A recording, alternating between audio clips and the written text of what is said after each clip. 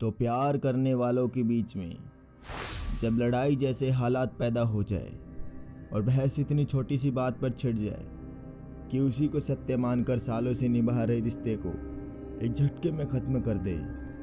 दोस्तों, बच्चों से लेकर बड़े बूढ़ों तक लगभग सभी में गुस्सा देखा गया है। उनके लिए गुस्सा करना आम बात हो गई है। बच्चों में आज पापा ने चॉकलेट नहीं दिलवाई, इस बात को लेकर नाराज़गी वाली स्थिति पैदा हो जाती है।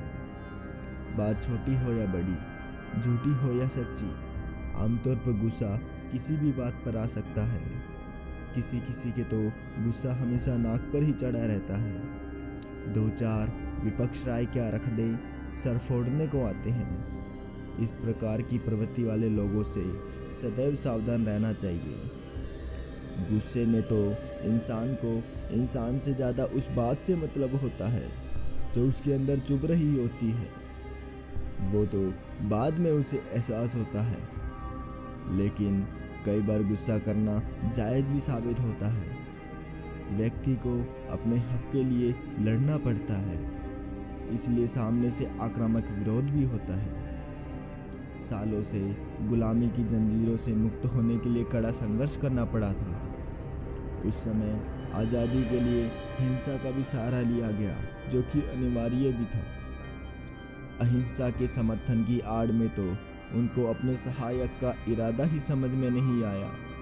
खैर, इरादा समझ में भी कैसे आता, अपने अहिंसक होने पर इतना गुमान जो था।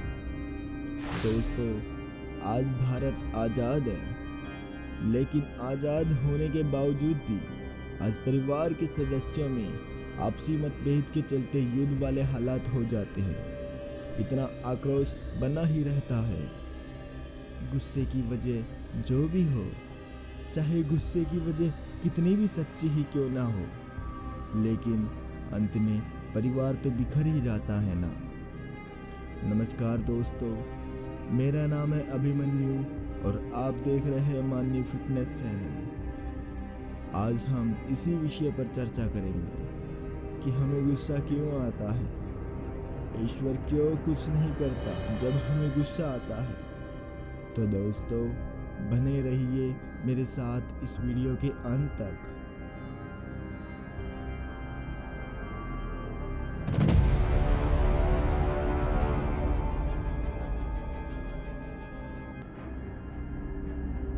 जब कभी भी हमें गुस्सा आता है तो हम बिल्कुल बेकाबू हो जाते हैं। क्या करना सही है, क्या करना गलत है, यह हम अच्छे से नहीं सोच पाते। लेकिन उसी दौरान हमारे शरीर के अंदर भी बहुत कुछ हो रहा होता है। हमारे दिमाग में मौजूद एमिगडाला नामक भाग एक्टिवेट हो जाता है, जो कि कैटेकोलामाइंस और कोर्टिसोल को रिलीज करने के लिए सिग्नल देता है।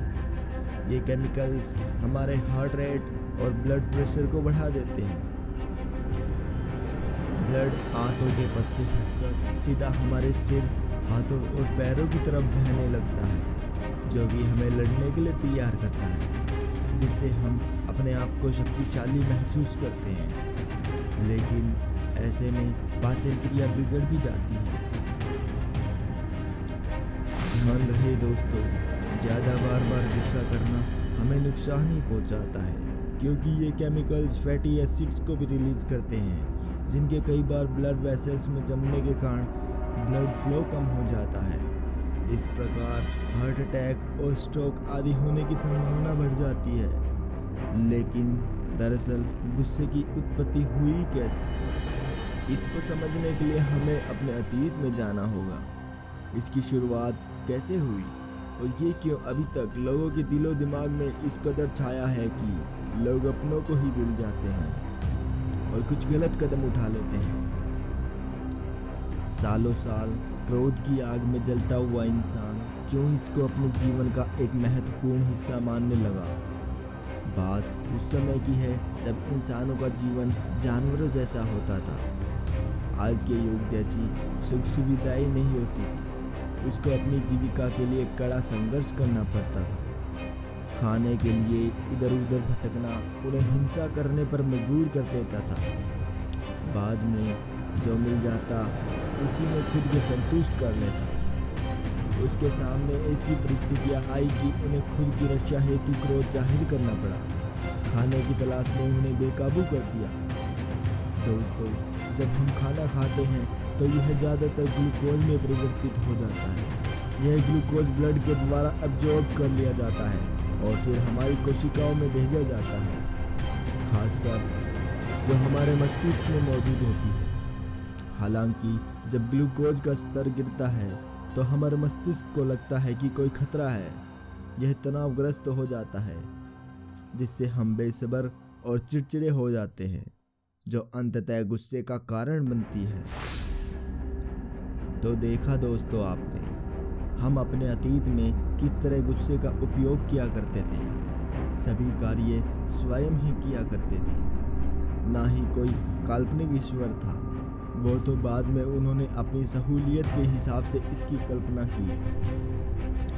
जो जैसे थे उन्होंने अपने हिसाब से की। सच में ईश्वर की लीला बड़ी ही अपरंपार होती है, जो अपने प्यारे बच्चों को घने जंगल में भटकते हुए छोड़ गया।